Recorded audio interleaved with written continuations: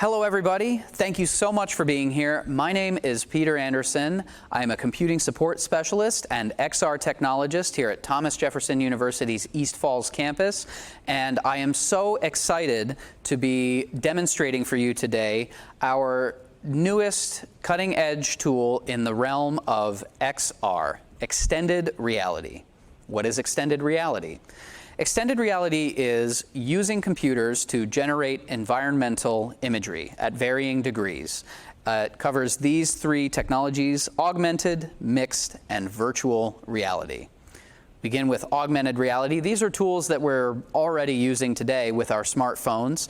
This example would be using a navigation app on the phone and the camera of the phone to overlay a street name and an arrow saying you need to go this way. So you may be pointing your smartphone at a street corner and it says, yeah, go that way as part of your navigation. It's taking your real world environment and supplementing it with virtual content to help you.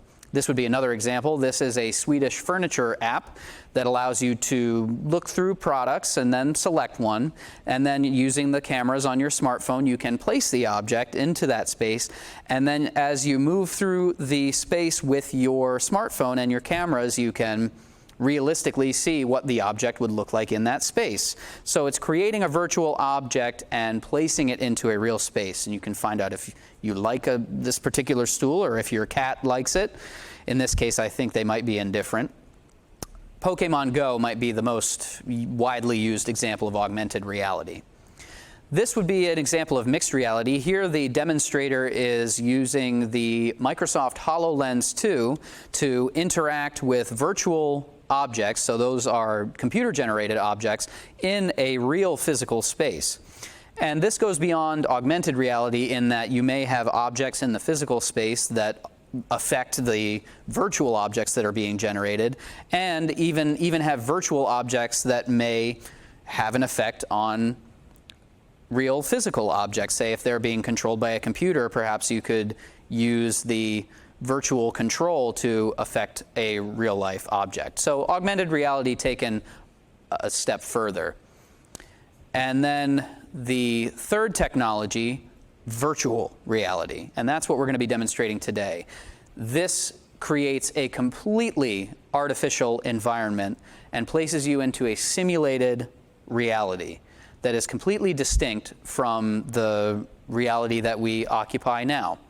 And so you could have a simulation that is very close to the reality we have now, shot with video, for example, or using very high-quality computer graphics that simulates a real-world event.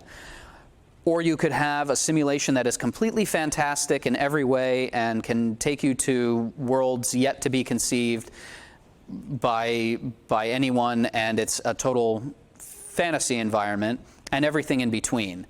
So it's arguable that virtual reality has the greatest range of application. And there are many fields already employing virtual reality for a wide variety of purposes. Physical therapy, also, of course, realty, which would enable you to take a tour of a location, for example.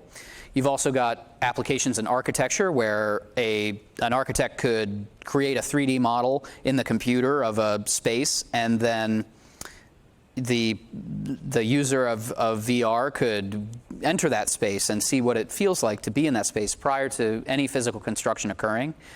The aviation industry is also using virtual reality. The military uses virtual reality. The film industry uses virtual reality a lot. They use it for a variety of applications. One of the coolest ones is where they'll build a virtual set, and then they'll bring the cinematographer and the director into the VR simulation, show them the set. They'll say, yeah, we're going to shoot this way and we're going to get this shot, and there may be a whole portion of set that doesn't need to be used, and they can figure all of that out ahead of time and streamline the whole production process. This example would be, of course, taking the VR user into a place that I think fewer than 100 people have been on the International Space Station, and here you could see what that feels like and experience what that feels like.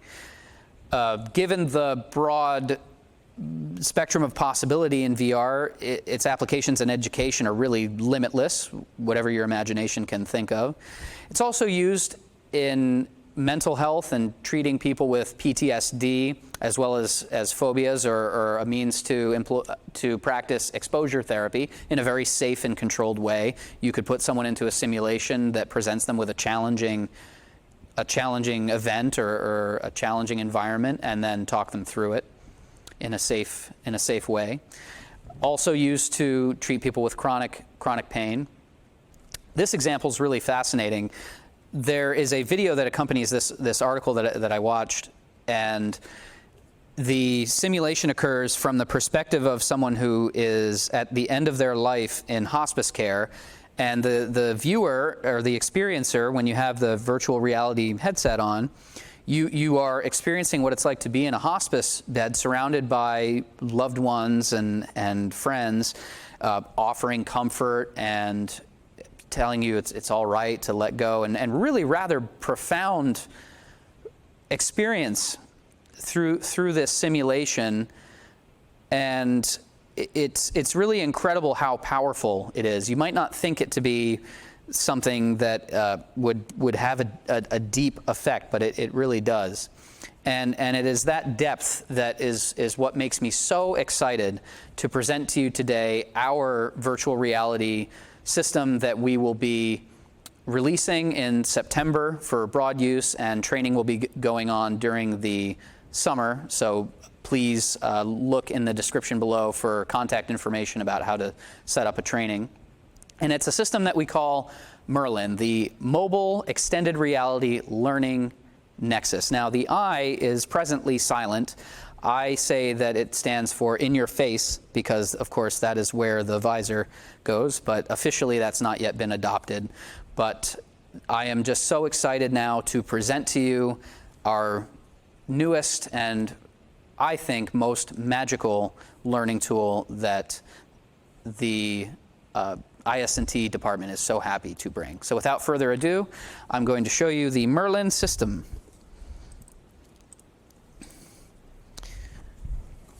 Now, there are many VR systems available right now. Most of them connect to a very powerful computer via a long umbilical wire that goes from the computer to the headset, and that is because you need a very capable computer to generate those.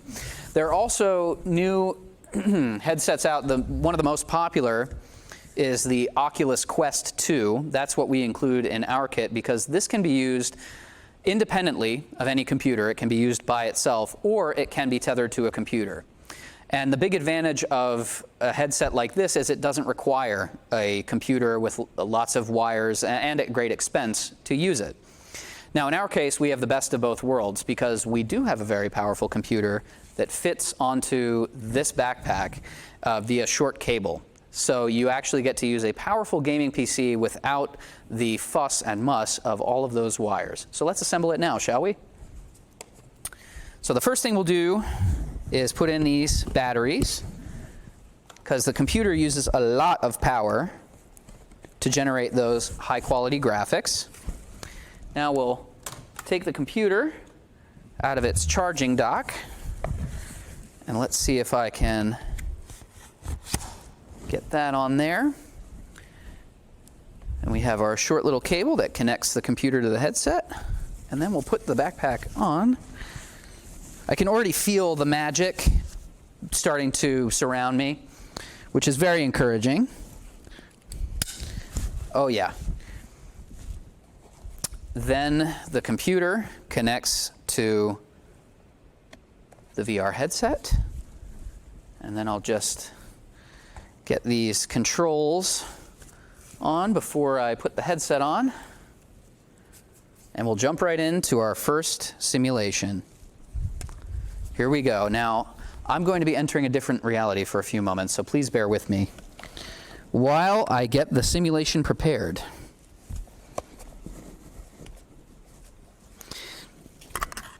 So as you can see, I have a free range of motion. I think I'm facing the camera again. Is that right? Right here. Oh, of course. Thank you. My gracious assistant has reminded me of the key thing that I always forget when I put this on.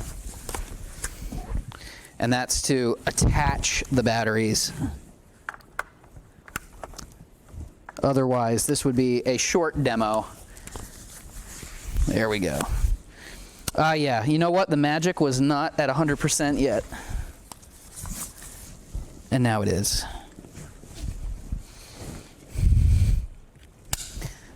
There we go.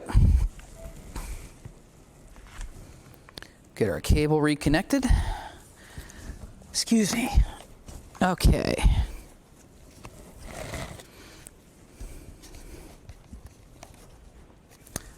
Alrighty. So I just need to do a little bit of clicking here to get to where I can demonstrate. Now, what I'm seeing is the operating system of this headset as it is standalone. So it puts you in this kind of high-rise office environment. Now I'm doing a few clicks to put me into the world that is generated by the computer. This is why we are offering training on these devices beginning immediately so that everybody can get familiar with it, because there is still a decent degree of complexity. Let's hop into our first simulation. And I'll give it a moment to load here.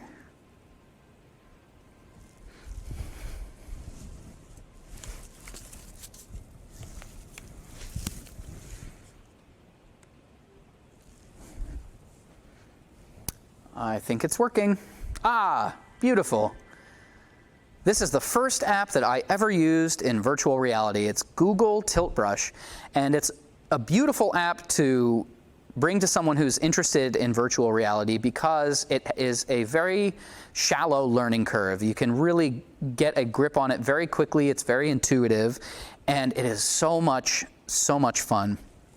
It's a 3D sketchbook. So I'm in this empty environment right now, and I have this controller as my palette and my tools. I've got paintbrushes to choose from and different colors, and then my other controller in my right hand is my 3D paintbrush. So to me, in the simulation, this is a 3D object that surrounds me. I feel as though this curve is in front of me. This curve is behind me. It's a little bit difficult to get the full effect on a 2D video of how this feels. I really would suggest scheduling a time to get a demonstration and try this for yourself, because that is really what makes it spark the imagination and makes it most powerful. So let's see if we can do something a little bit substantial here. Let's go to... Oh, here we are. And I'm going to clear this sketch. Okay, and we can control our sky, change our colors. Cool. Oh, very nice. Okay. All right. So I'm not very good at this, but I'm going to give it the old try here. Let's find a brush that will look good, maybe paint. And I've got this mirror modifier enabled so that it will affect both sides of the mirror plane as I define it. So right now I've got the mirror just split down the mannequin form here. And as you can see, I mean, every way in which I hold this controller to the very angle of it is how my 3D paintbrush is going to behave. And this is not my specialty. Let's see if I can...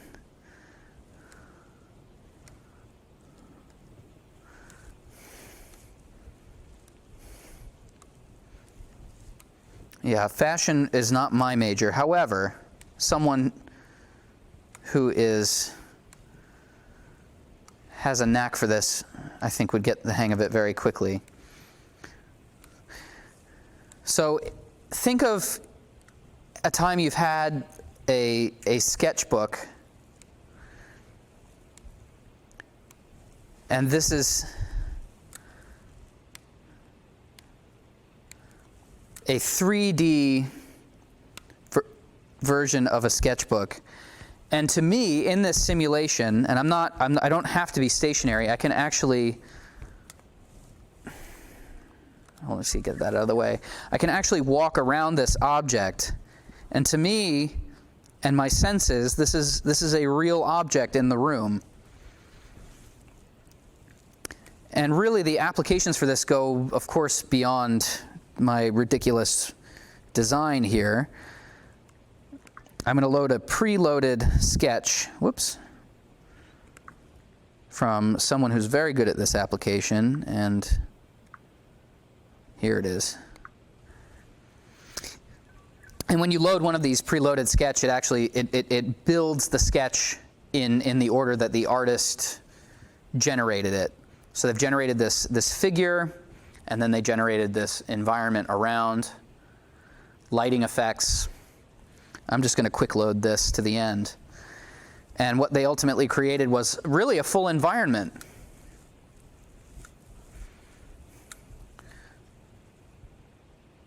They drew all these audience members and this I guess pop star who's like kind of too cool.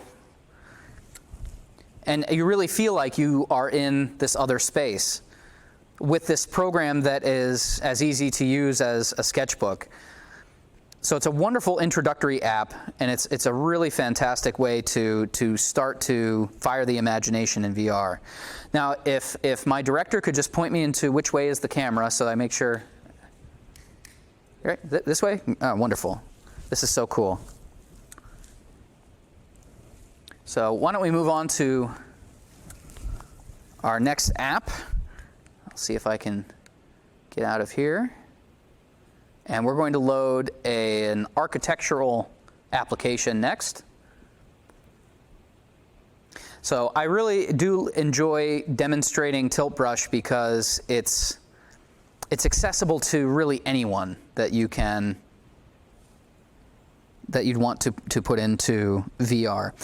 Okay, so now we are inside of this application that is showing us a 3D model generated by an architect of this house and really this whole plot of property. This app is really great as well because it also enables other people to be in the same virtual space as you. So with one of our MERLiN boxes, each MERLiN box contains 2 full VR setups, and it would enable this kind of collaboration in a virtual space, which is really a lot of fun. So let's see if we can change our settings here. So right now I have this set to today's date. It's a little bit later in the afternoon now. So we can go into the evening, and as I change the time, you can see that the shadows grow longer. But I really want to know what it feels like to be standing on the terrace at this lovely hour. So let's see if we can teleport our way down. And now, beyond just seeing what a model of a house might look like in the abstract and trying to imagine yourself there, you can actually experience what it would be like to be standing on your terrace at 6:20 p.m. on May 18th.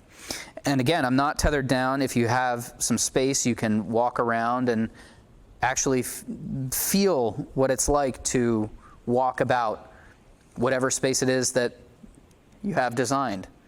And then let's say it's evening time, so I want to go in and perhaps make myself a cup of tea.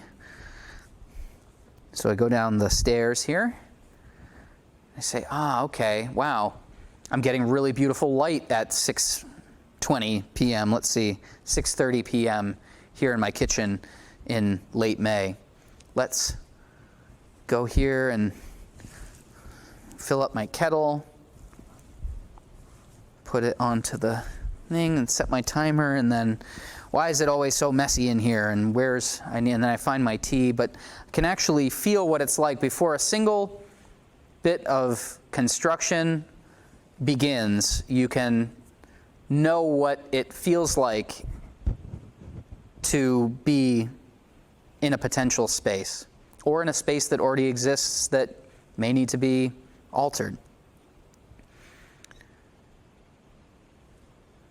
And then you can move about very naturally. And again, this app is one that plugs into an architecture application that is already extremely popular. So companies are developing apps for VR and plugins for VR very, very quickly, because they know that more and more people are going to be expecting its application. Am I facing front again? Oh, okay, great. Okay, thank you. So I think we can go back to the scale model view now. And I'm going to see if I can move us to the next application.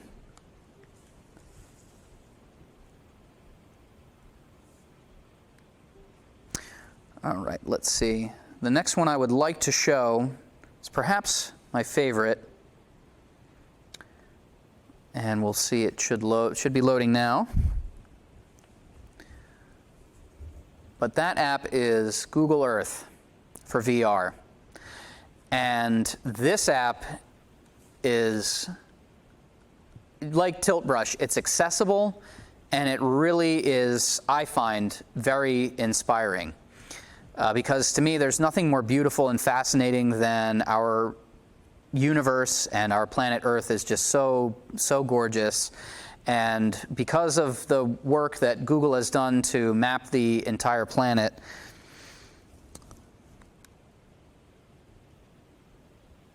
it presents us this opportunity to explore in ways that we've really never been able to in human history. So let's see where it's put me. I don't know where that is. Decentralized well, I'm not sure where I am. Let's see if we can find out, shall we? This is my favorite part.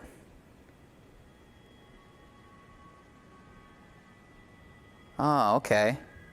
I was in Greece. Cool. Talk about a humbling experience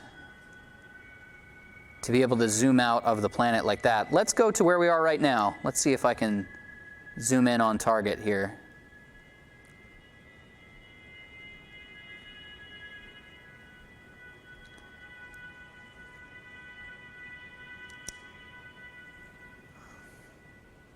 Now, I've had a little bit of practice, but I think I nailed it. There we are. That's the building that we're inside right now, just behind this wall, streaming from inside that room, here at the beautiful Thomas Jefferson University East Falls campus in Philadelphia. Let's see if we can see what it looks like from the street, shall we? Ah, okay, hey, there's the building where we are. Here's the building with my office. Campus looks a little bit different now from when this image was taken. They've redone this parking lot a little bit. But I do have a pretty good sense of what it feels like to be standing here on the campus now. Let's see if we can walk in here a little bit. Ah, yes. This was when construction was just beginning on our new building. So just a little bit dated now. Still pretty cool. I mean, they photographed all the way. Here, yep. It looks just like that now. Let's fly downtown, shall we?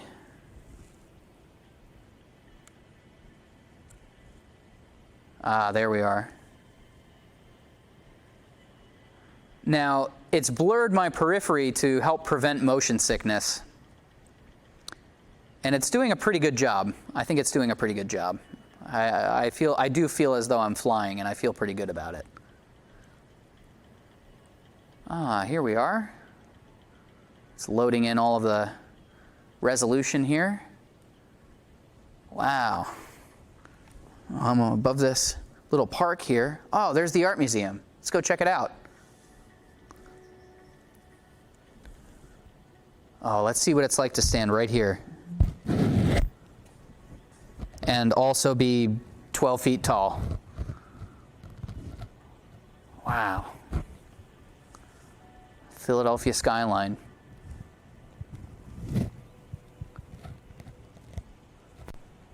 There is something truly humbling and profound about being able to get a perspective of the world like this, where you can be at one spot where you may have been and suddenly see in context of the entire planet just how small a corner it really is. Let's see if we can visit somewhere else.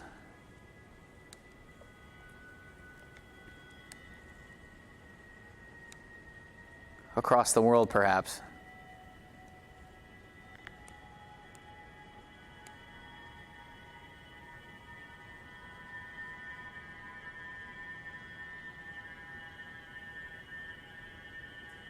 Shark Bay. Cool.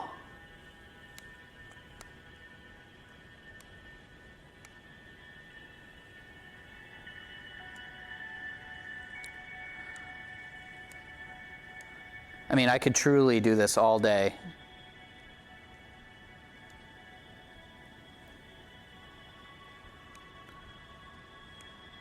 Here we are.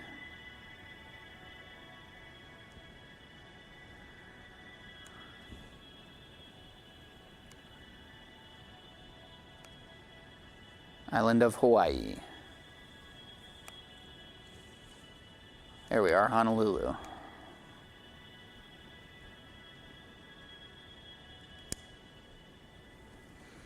So a moment ago, we were at the Art Museum in Philadelphia, and a minute later, we're flying above Honolulu. Let's see if this has some street view information. Ooh, we're inside this little courtyard. Here, let's see if we can go over here maybe. Ah, wow. Aloha. Cool.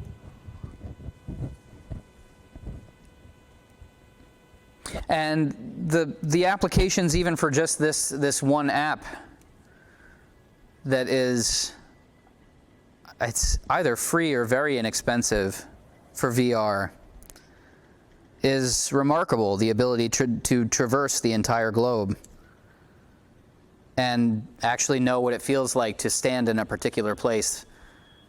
And it's very hard to find a place that Google has not photographed. But that is why I am excited to bring this MERLiN system to this campus and to the enterprise,